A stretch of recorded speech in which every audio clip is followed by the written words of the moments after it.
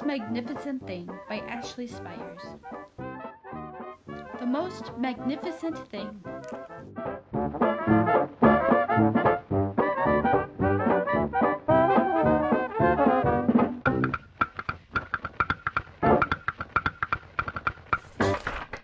This is a regular girl and her best friend in the whole wide world.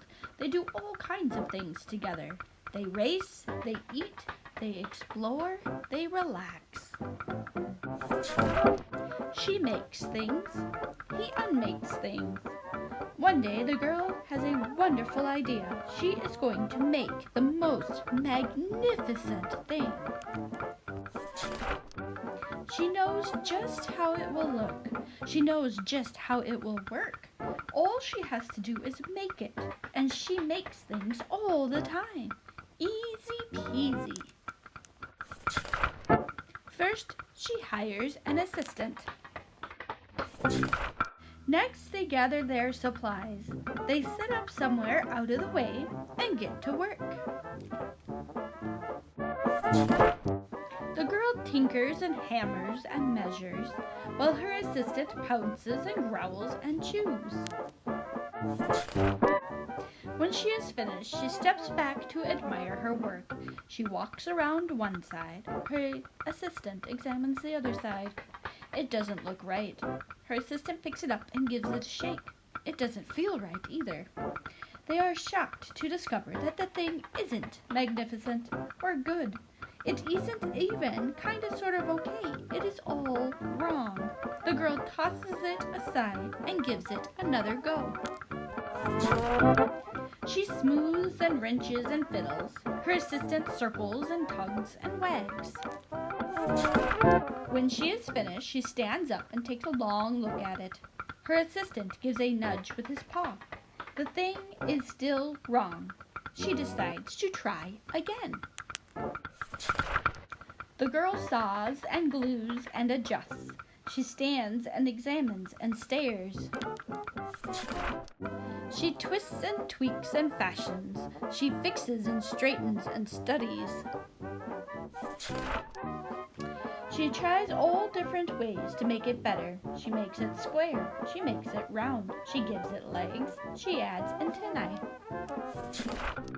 She makes it fuzzy. She makes it long, short, rough, smooth, big, small. One even smells of stinky cheese.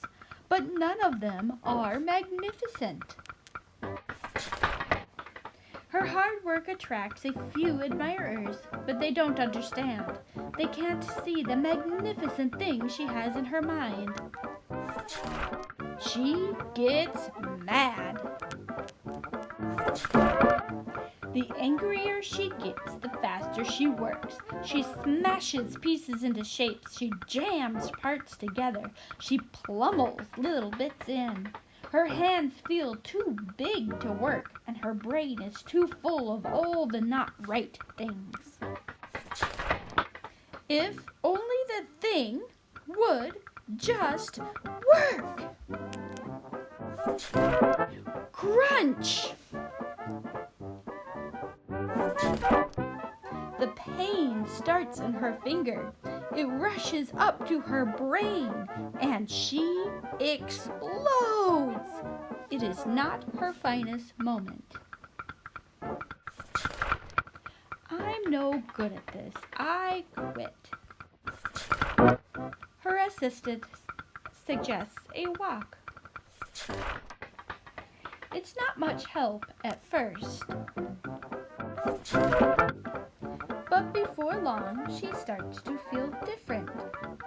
Bit by bit, the mad gets pushed out of her head. As they stroll along, she comes across the first wrong thing she made.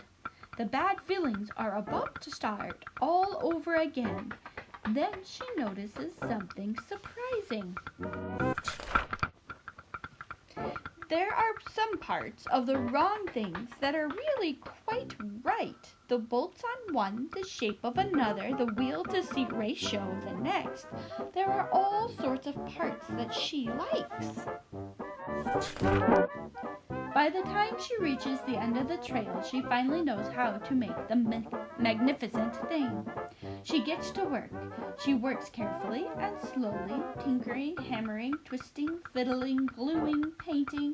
Her assistant makes sure there are no distractions.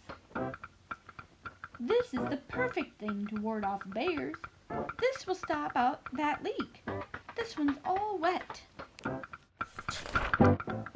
The afternoon fades into evening. Finally, she finishes. She alerts her assistant. The pair take a good long look. It leans a little to the left, and it's a bit heavier than expected. The color could use a bit of work too, but it's just what she wanted. They climb aboard and take it for a spin. It really is the most magnificent thing.